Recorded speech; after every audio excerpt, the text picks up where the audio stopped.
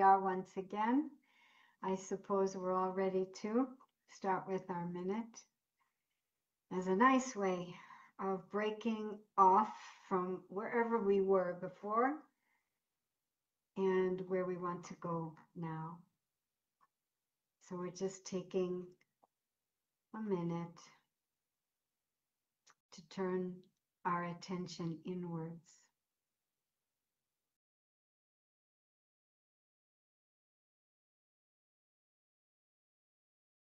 Inwards means there is a place where I can go, which is very comforting and relaxing. It often happens if I listen to beautiful music or gaze on a beautiful painting. But actually, I don't need any of those external stimulus. I just need to turn my attention inwards and reach for that place.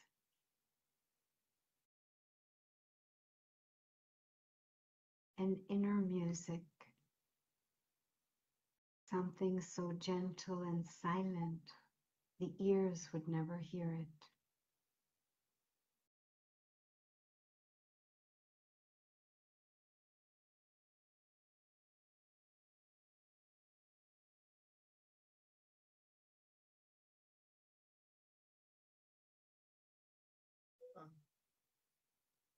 Thank you for this gentle music.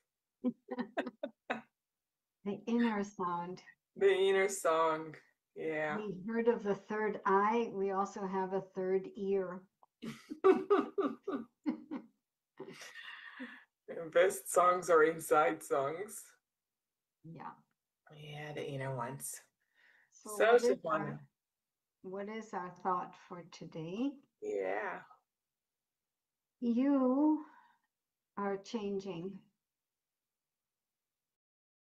from thorns into flowers. ואני אתרגם את זה. אתם משתנים. אתם משתנים מקוצים לפרחים. And it's interesting the thought, because when you were talking about gazing at a beautiful picture or something, I thought, well, for me, this feeling comes when I'm in nature. And I see the enormous nature in front of me. And even, I thought about it, even a good flower will make my feeling go, expand. Absolutely. Absolutely. Nature can reflect back to us so much about what we really can love about our own self. I mean, ultimately, especially untouched nature, there's such a vibration of peace and harmony, and we come into resonance with that because that's what we're made of too. That is my original nature. Yeah. So we're not necessarily taking from the nature. We're just in front of a mirror and giving our own self a chance to vibrate and enjoy. Yeah, I think when we're in front of nature, it's like it resonates, the harmony and the peace. That's right. About everything is in its place. That's right. Yeah. As it is. So much to learn. If you look at a flower, it can really make you stop, and it's such a wonder. It's such a wonder. And everything about a flower is a wonder. There's so many different things to say about the wonder of a flower. So it's not a small thing to say, that's where we're going. We are coming back to our flower self. It's a kind of miracle of flower, if you think about it. Yeah, and I'm also thinking from thorns to flowers. There you go. Can you expand a little bit what you were thinking about? Yeah, sure. If we take a flower at its most obvious wonder, it's that it's just so beautiful. And then there are so many different kinds, such a variety. And then see a garden. I mean, even before we get to the image of the garden, that flower is so independently beautiful and independently proud. Whether the passerbys notice her or not, she's still out there being beautiful, blossoming. Whether they appreciate her or not, she's still blossoming. She's beautiful, independent, not influenced, influencing. And then there's the whole garden of flowers. They're all so different, but nobody's arguing. Nobody's picking up their skirts and leaving the garden because of what this flower said or that flower did. The harmony, natural, complementary. It means each one's difference just makes the other one look even better. How great is that? So there we go, heading towards that stage. But then from where? Where is this journey at this point? So basically everything you can see as the opposite of the flower is the thorn. It pricks, it hurts people, and that's its purpose, to hurt you. So we hurt each other in so many different ways, conscious or even unconscious. So wouldn't it be amazing to understand these times as important, because they're giving us a chance to re-examine our original, our true nature, and take up the task of coming back to the flower stage. It's a nice metaphor. I do like the metaphor, of the bouquet of flowers, because actually it's so beautiful to collect them all together and see the harmony and the different colors. But I do still feel we're in the thorn, in the thorn stage.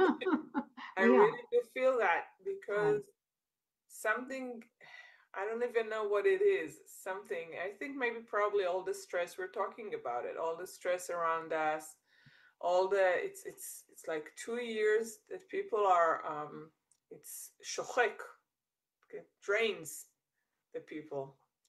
And I feel, when we're drained, when we're more tired, when we're more stressed, we're easily, it's like our skin, it gets thinner. And we get stabbed really easily, and we stab at her really easily. We're prick. So I'm trying to, think. I can't even think about a miracle that changes a thorn into a flower. Well, first of all, it has to be the time. I mean, it's not so much, because literally speaking, a thorn never changes into a flower. Yeah. I was kind of looking at it from another perspective. But just to say, maybe we take up the analogy of the blossom flower. We're not yet blossomed. We're in the process. And that might very well be the reason for all these thorns still there. Even though this whole analogy is just to try and give a different framework for reality, a different way of looking at things. Okay, we're thorns, but we're moving in the direction of flowers. Okay, we are maybe flowers in the future, but right now we're still closed flowers. the purpose of the thorn? What is the purpose of these thorns? Oh, that's the good question, because I was about to say, for a minute I'll stop, that I see it as a choice. It's like every action we take. Do you want to be a flower now, or do you want to be a thorn? Wow. Now, I don't know a lot of people who want to be thorns. We all want to be flowers, right? Yeah. So, and then you ask, what's the purpose of the thorn? Right, right. Because I love this point you're making. It is a choice, actually. And then, what makes a blossomed flower? That involves things that maybe we're not really yet familiar with, because essentially it is kind of magical how a closed bud, I mean, even before you see it as a bud, you look at what's happening, this tiniest thing, which becomes a tight closed bud and then opens. That's a wonder. And we know a much higher force is working. I mean, science can put it down to the light of the sun and then the watering. But then we also know it's your loving care. All these things go into making it blossom. So it's the same for us too. If we're talking blossom, a much larger force has to be involved in the formula. But what is the purpose of these thorns? Yeah, they usually, as I know, they're here to protect. Exactly. They protect the flower. Exactly. So what are we saying? We're saying actually that we need protection. We feel like we need protection. That's the psychologist, I know. It occurred to me when I first heard this particular thought, my goodness, is the process of full blossom being delayed because I feel that I still need thorn protection. Thorn protection means I'm still out there hurting people, consciously or unconsciously. I'm competing. I'm rigid. I'm bossy, controlling, stubborn.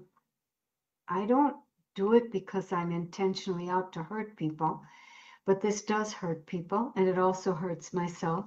But why are we doing all of that? Isn't it because ultimately we feel very identified with our way, our ideas, and we have to protect them?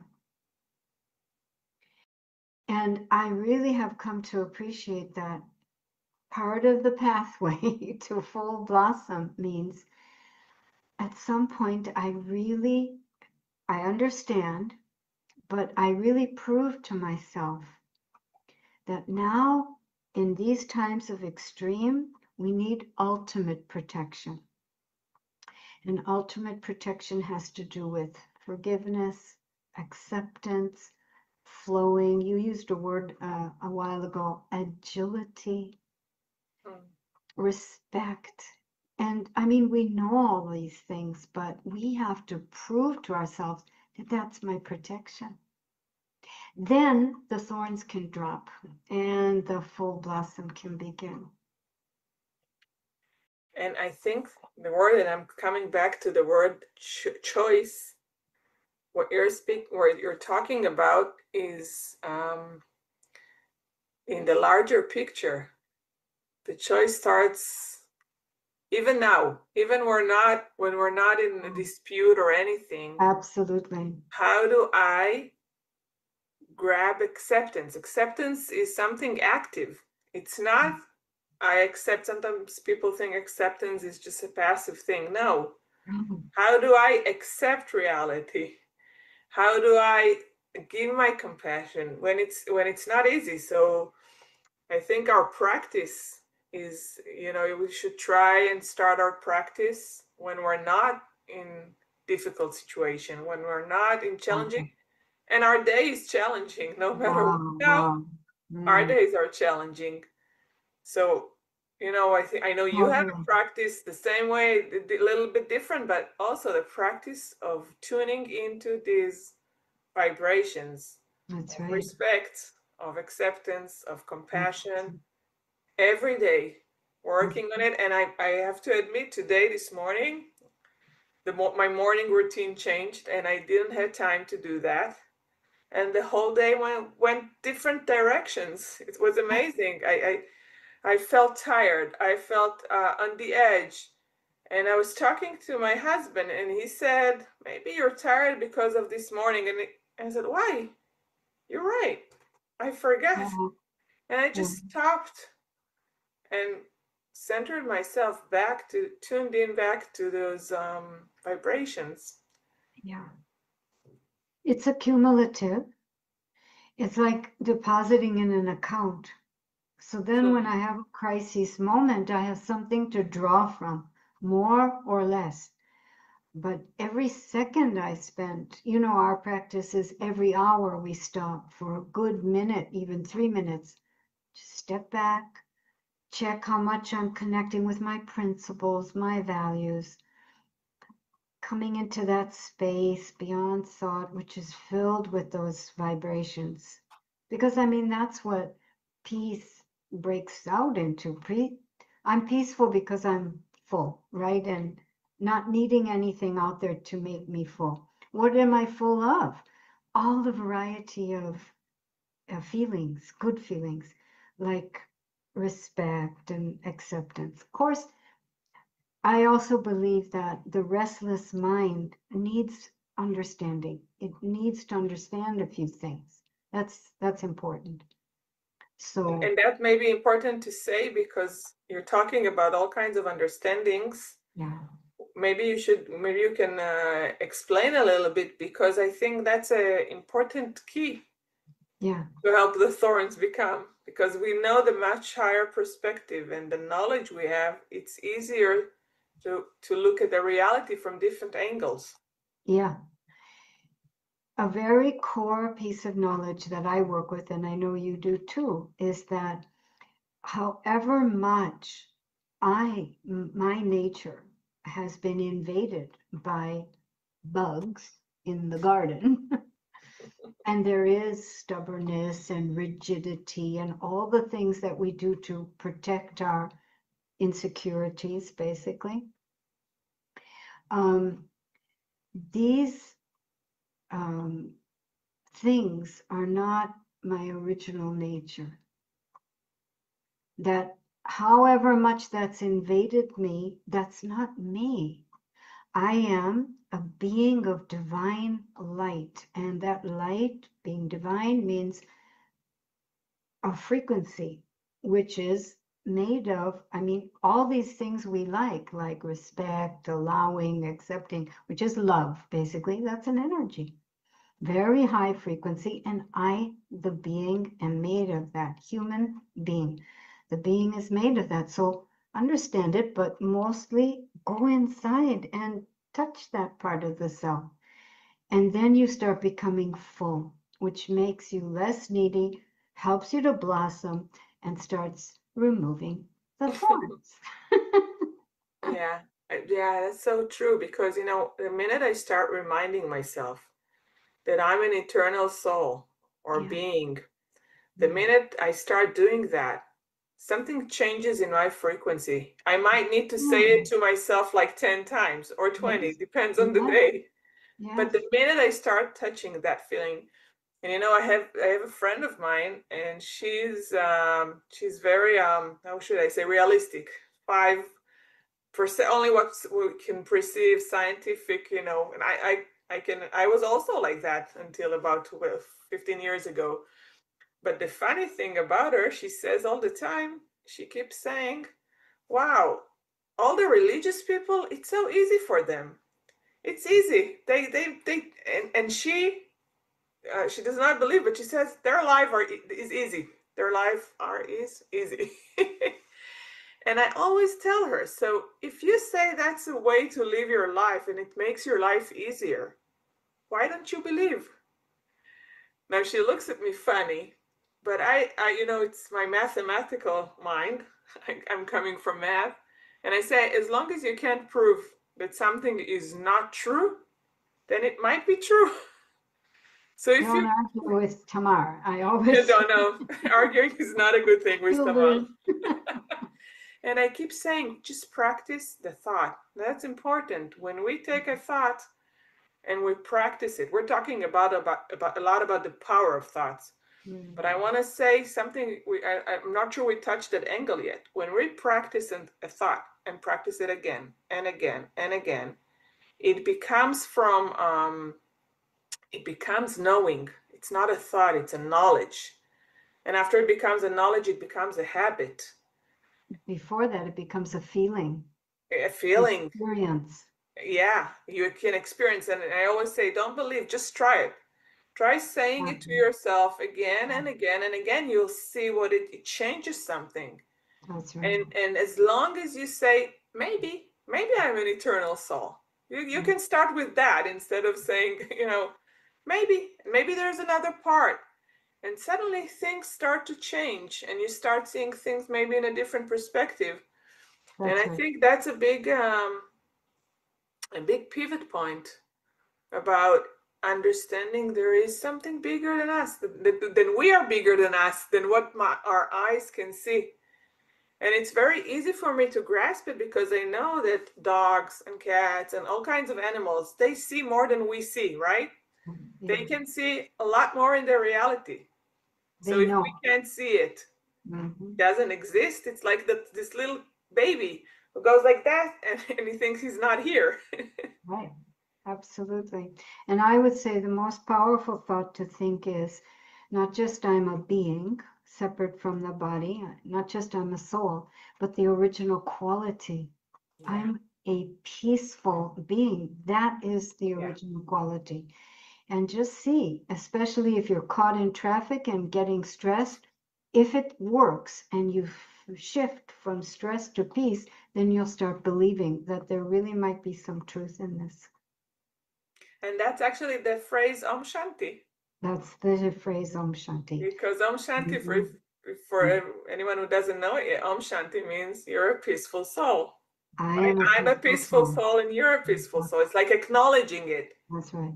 I am a being inside this body, and the original and essential quality of this being is peace. Yeah. I think we're way done. This is, it just comes exactly to the point that we need to stay with for the last minute. Exactly. So. I'm a peaceful being. Yeah, it's the way to go. Okay. So can we just take a moment and give an image to this being inside the human form? It could be just like this picture behind me, or it could be just like a sparkling star. But create that thought and see it in your mind's eye and open yourself to the feelings. I am. I am.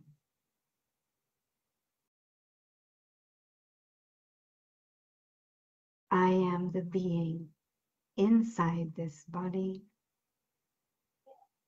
and peace is my original religion.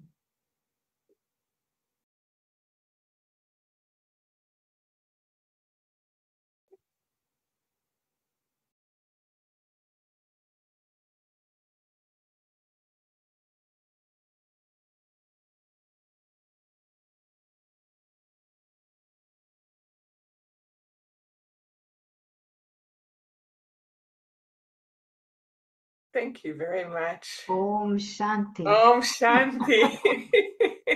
And see you tomorrow. Thank See you. you tomorrow. Thank you all. Bye-bye.